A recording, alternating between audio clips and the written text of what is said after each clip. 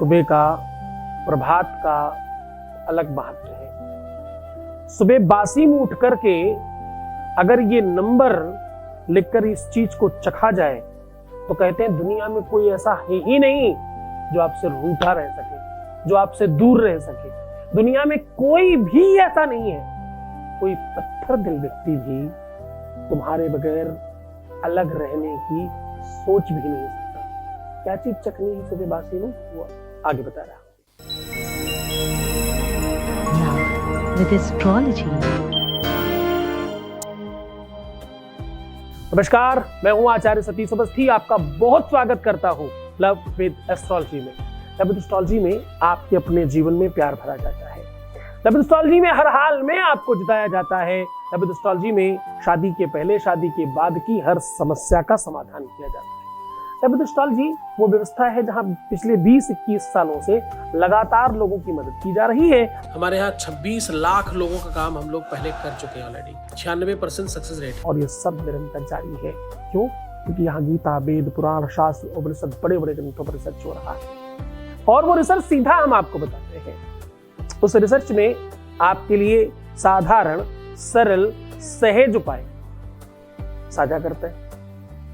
आज हम कह रहे हैं कि सुबह बासी मुंह ये चीज अगर आपने चख ली तो दुनिया में ऐसा कोई व्यक्ति पैदा ही नहीं हुआ, चाहे वो पत्थर ही दिल क्यों ना हो, केवल पाषाण से बना हुआ भगवान भी आपसे प्रेम करेगा।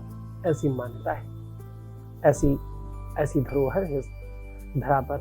यहाँ पर मंत्रों की, यहाँ पर प्रभात की अपनी अलग महिमा है। रामायण कहती है, प्रात काल उठी कह रघुनाथा, मातु पितहि गुरु ना वही माथा। ये वो धरा है जहां पर स्वयं भगवान उठ करके, जो साक्षात परब्रह्म था, वो भी सुबह सुबह उठकर भगवान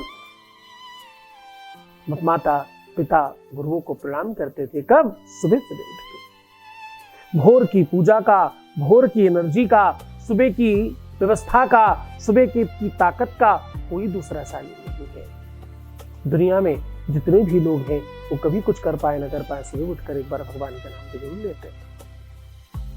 वेद कहता है, कराग्रे वसते लक्ष्मी, कर मध्य सरस्वती, करमूले स्तुतो ब्रह्मा, प्रभाते कर दर्शनम।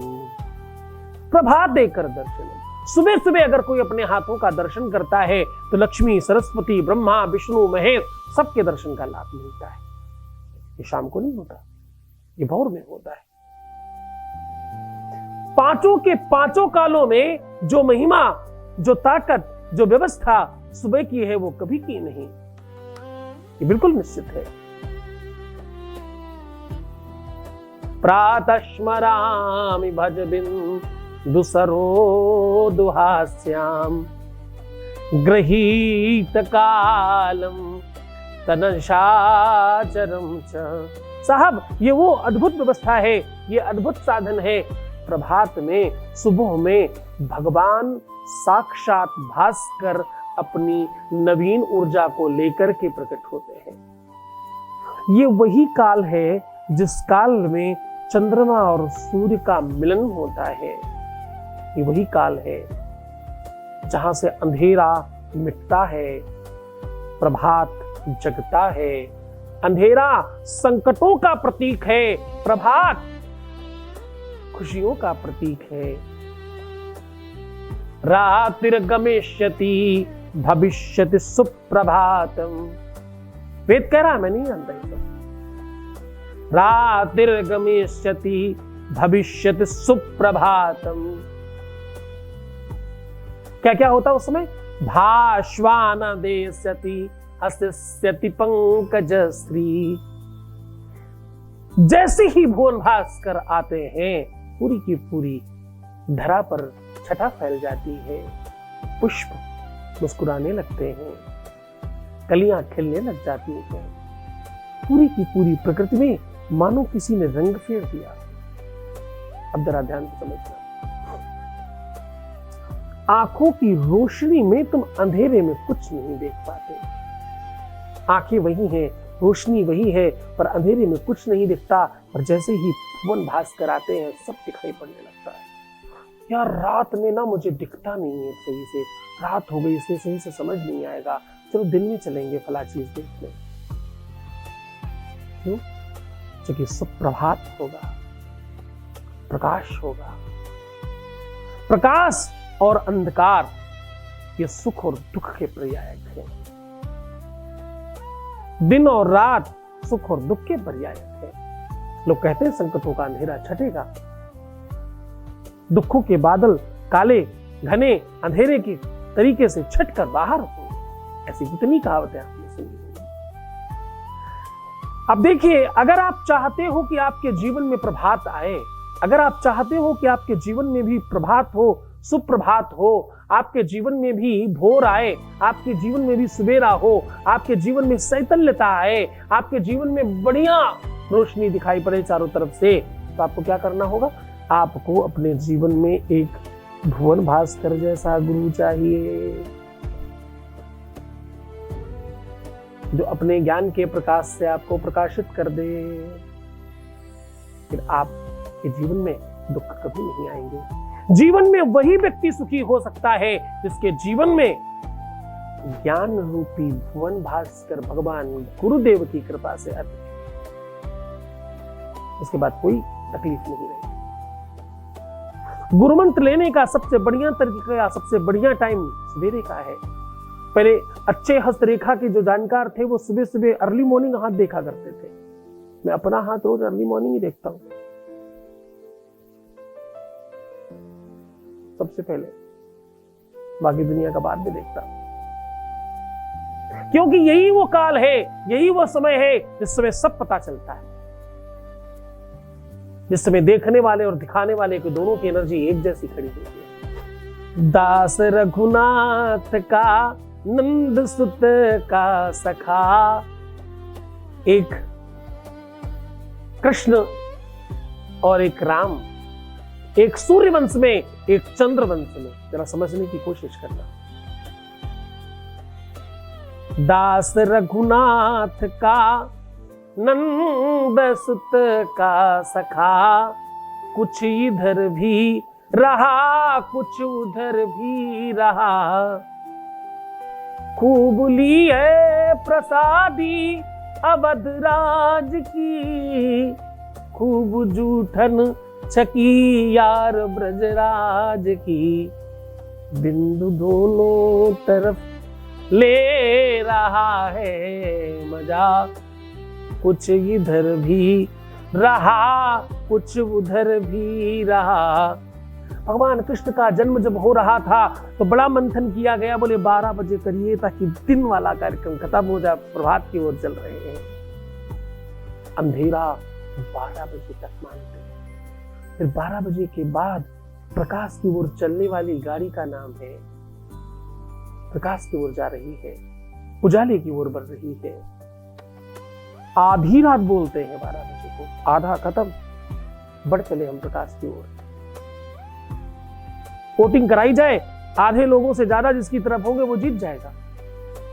इसलिए भगवान का जन्म रात्रि 12 बजे, ताकि चंद्रकुल में भी होने के बावजूद अंधकार को काटने का काम वो कर सके। 12 बज जाने दो, फिर चलते हैं, फिर चलेंगे। क्यों? क्योंकि संकटों को काटने आए हैं ना वो तो मुसीबतों को मिटाने आए हैं ना। आज वही ताकत आपको दे रहा हूं, आज वही साधन तुम्हें बता रहा हूं। देखो, तुम्हें हो सकता है कि तुमने आज पहली बार सुना है, तुम्हें नहीं समझ में आएगा। मेरी कुछ पुरानी वीडियोस देखो, तुम जरा समझो। मैंने हमेशा तुम्हें हर चीज का कारण बताया है, हर चीज का निवारण बताया है। तुम्हारे वैवाहिक जीवन में, तुम्हारे पारिवारिक जीवन में, तुम्हारे निजी जीवन में, तुम्हारे प्रेम लाइफ में कहीं पर कोई संकट है, मुसीबत है, उसका सीधा समाधान दिया है। बहुत बड़ी संख्या में लोग लाभान्वित हो रहे हैं। आज तुम्हारी बारी है, सिर्फ तुमसे बात कर रहा हूं मैं। सीधा उपाय को लेकर के चल रहे हैं, उसके पहले एक वॉइस मैसेज प्लीज। गुरुदेव, कोटि कोटि प्रणाम। आप ही तो हो मेरे माता पिता। आज मेरी एक्सीडेंट हो गई थी, एक चोट नहीं लगी गुरुदेव। बहुत बहुत धन्यवाद गुरुदेव। आपका नाम लेके ही मैं घर से निकलती हूँ, ड्यूटी भी पहुँचती हूँ तो आपका नाम लेती हूँ, आते समय भी आपका नाम लेती हूँ। कोटि कोटि धन्यवाद गुरुदेव। आप हमेशा अच्छा रहे गुरुदेव, हमारे ऊपर हमेशा आशीर्वाद बने रहे गुरुदेव। कोटि कोटि धन्यवाद गुरुदेव। एकदम निश्चिंत रहो, मैं तुम्हारे साथ हूँ, हर हाल में, हर परिस्थिति में, हर स्थिति में तुम्हारे साथ हूँ, हर हाल में तुम्हें जिता कर रहूंगा, कोई संदेह नहीं इस बात में। तुम्हें जीवंत करना है, तुम्हें बेहतर बनाना है, ये तो दिशा है ना। खैर, उपाय की बात कर रहे हैं। सुबह भोर में बासी मुंह इस चीज को केवल चख लेने मात्र से आपके जीवन की वो सारी की सारी व्यवस्थाएं बेहतर हो जाएंगी जो मैं कह रहा हूँ। जरा ध्यान से समझना कि वो क्या चीज है। आपको करना कुछ खास नहीं है। एक ऐसा गुलाब का पुष्प लेना है जो ना ही कंप्लीटली खिला हुआ हो और ना ही कंप्लीटली बंद हो, ना ही कंप्लीटली कली हो, ना ही कंप्लीटली पुष्प हो। ऐसा लेना है जो थोड़ा बंद और थोड़ा खुला हुआ हो। ऐसी गुलाब की एक कली और पुष्प के मध्य का फूल लेना है। अब आपको करना ये है कि इसमें बहुत सारी पंखुड़ियां आपको बाहर से दिख रही होंगी। एक पंखुड़ी में एक तरफ अपना नाम लिख लीजिए, तोड़िएगा मत। दूसरी तरफ अपने पार्टनर का नाम रख लीजिए और इसे एक लाल कलर के रुमाल में या कपड़े में नए में लपेट के 7 बार ओम ग्राम ग्रीम ग्रोम सा गुरुवे नमः, ग्राम ग्रीम ग्रोम सा गुरुवे नमः बोल करके अपनी तकिया के नीचे रख करके सो जाइए। सवेरे उठते ही सबसे पहले कुछ मत देखिए गुलाब, और देखिए इसका दर्शन नहीं करना है। चुपचाप उठाइए, खोलिए और उसको दांत से आधा काट लीजिए। फिर उसी कपड़े में उसे निकाल लीजिए और पूरा टाइट करके बांध लीजिए। उसके बाद अपनी दिनचर्या करिए। जैसे ही आप पूरी तरह से शुद्ध हो जाते हैं, बस इसको अपने ऊपर से 5 से 7 बार उतार करके किसी भी वृक्ष के नीचे या जहां आपके घर के निर्माल्य पुष्प रखे जाते हैं, पूजा करने के बाद जो बचे हुए फूल रखे जाते हैं उसमें रख दीजिए।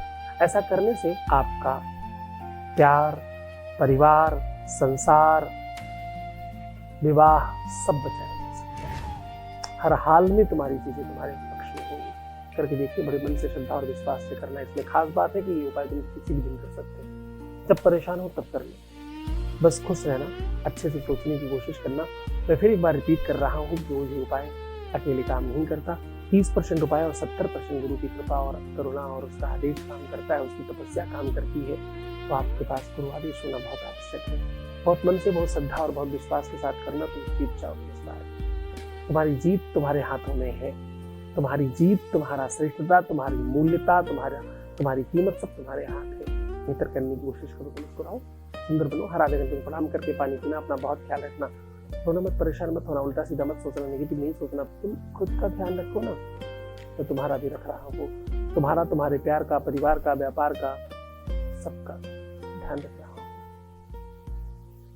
ओम नमः शिवाय।